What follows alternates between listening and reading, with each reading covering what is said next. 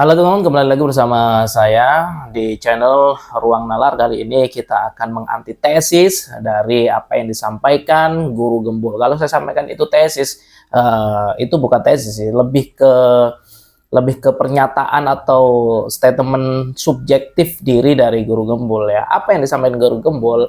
Ini kita akan bahas terkait dengan video Guru Gembul, di mana Guru Gembul ini membahas tentang keberpihakannya pada beberapa paslon, yang mana itu hanya gimmick clickbait aja, yang mana kita tahu bahwasanya Guru Gembul itu adalah orang yang nyari duit di YouTube ya. Tentunya untuk clickbait seperti itu ya menjadi bumbu-bumbu manis untuk para YouTuber seperti Guru Gembul juga. Nah, pada video tersebut teman-teman, dia menjelaskan terkait dengan beberapa calon ya, semua calon itu disampaikan semuanya, apa kekurangannya dan mengapa dia harus memilih dia, itu disampaikan semuanya.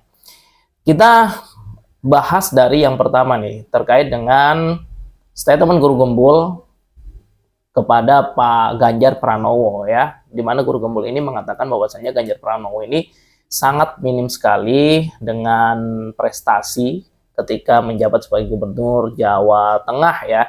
Dan ini saya setuju, ini objektif kalau menurut saya ya, karena kita bisa melihat dan mengakses semua data terkait dengan pencapaian-pencapaian dari Pak Ganjar Pranowo. Kemudian yang kedua, ini Guru Gembul mengatakan Ganjar Pranowo ini itu sebagai petugas partai, sekaligus dia tidak setuju dengan apa yang disampaikan, apa yang dikaitkan atau distatuskan kepada Ganjar Pranowo sebagai petugas partai itu. Dia mengkritik itu bahwasannya kalau petugas partai itu kan berarti ada keniscayaan bosnya, tetapi dia lebih menyetujui dengan istilah kader partai, karena kader partai dia menilai bahwasanya kalau kader partai itu memberikan sumbangsi positif di partai tersebut. Nah, dua isi statement dari Guru Gembul saya setuju terkait prestasi Ganjar Pranowo dan terkait dengan petugas partai itu objektif ya.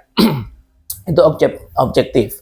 Kemudian yang kedua, terkait, saya langsung langkai ya, yang ketiga ya, terkait dengan statement Guru Gembul mengkomentari Pak Prabowo Subianto. Nah, dia menyampaikan bahwasannya kalau Prabowo Subianto itu yang pertama, dia ini akan berpotensi diktator gitu ya. Dia berpotensi untuk tangan besi lah, istilahnya seperti itu. Karena apa?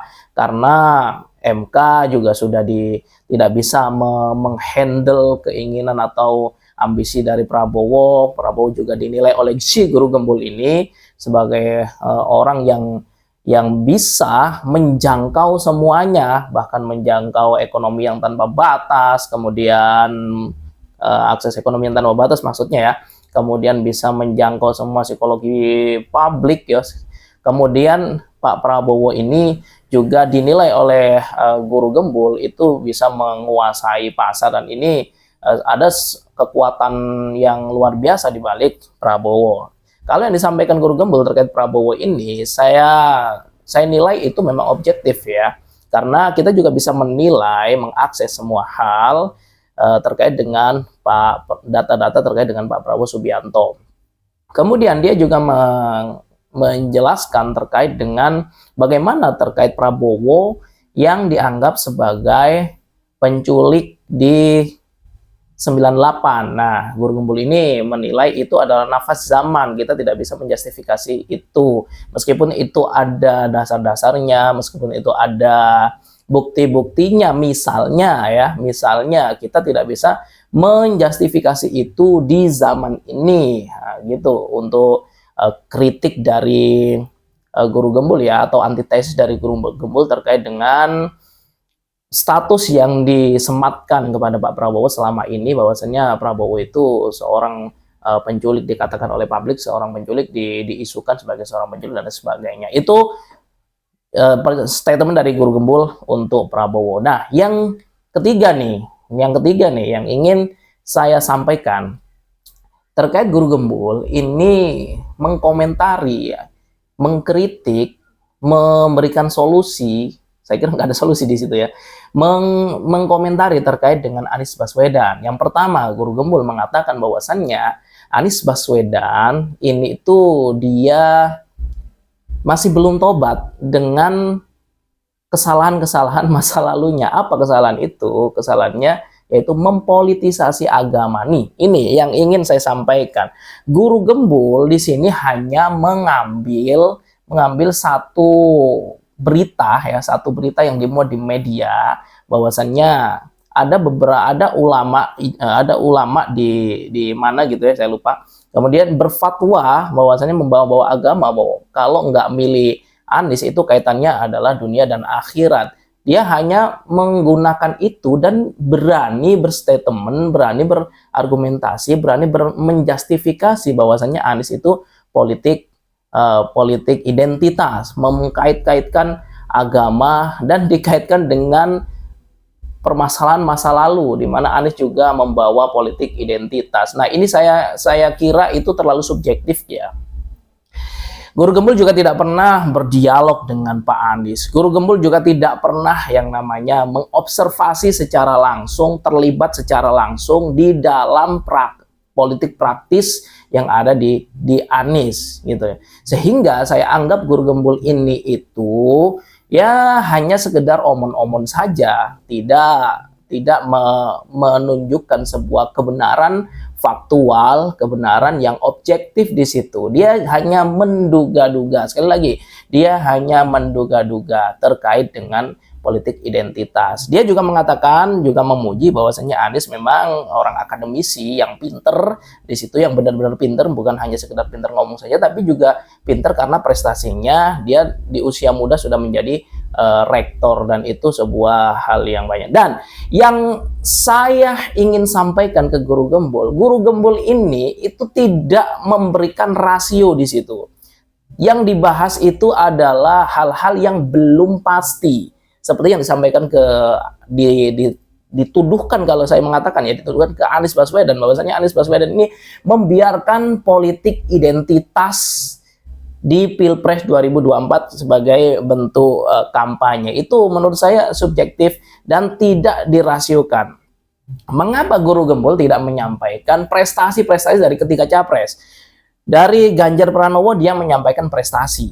Dari Anies dia menyampaikan hanya sekedar kekurangannya menurut dia, itu menurut dia ya, bukan kekurangan yang sebagai fakta objektif gitu ya. Kekurangan Anies menurut dia, dan dia tidak menyampaikan prestasi-prestasi Anies. Sedangkan di Ganjar dia sorot dua-duanya, dia highlight dua-duanya.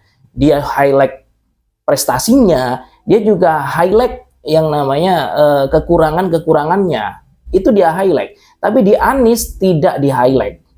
Oke, di Anies tidak di highlight. Di Prabowo dia sampaikan terkait dengan kekurangan-kekurangan Pak Prabowo. Dia juga tidak menyampaikan prestasi-prestasinya.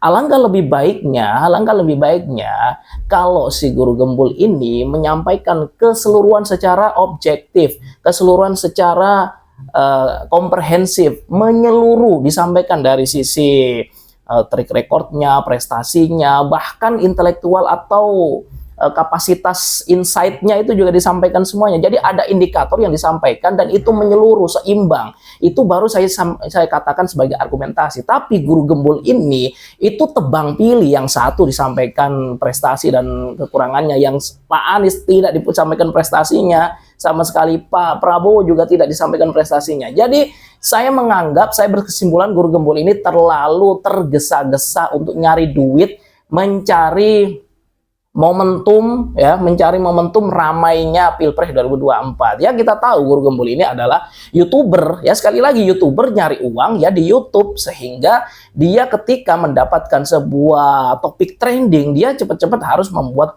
video, dan kadangkala ya seperti video yang dia upload hari ini ya, yaitu dia terlalu tergesa-gesa dan terlalu subjektif kalau menurutku.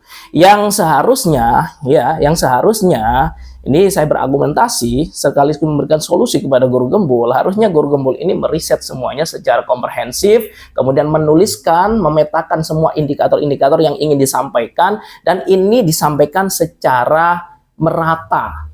ya, secara merata di 01 merata, 02 merata, 03 merata sesuai dengan indikator-indikator yang sudah direncanakan itu tadi. Itu baru yang namanya nalar kritis. Oke, itu saja bisa saya sampaikan. Sekali lagi, gunakan nalar kritis untuk melihat kebenaran objektif. Salam nalar.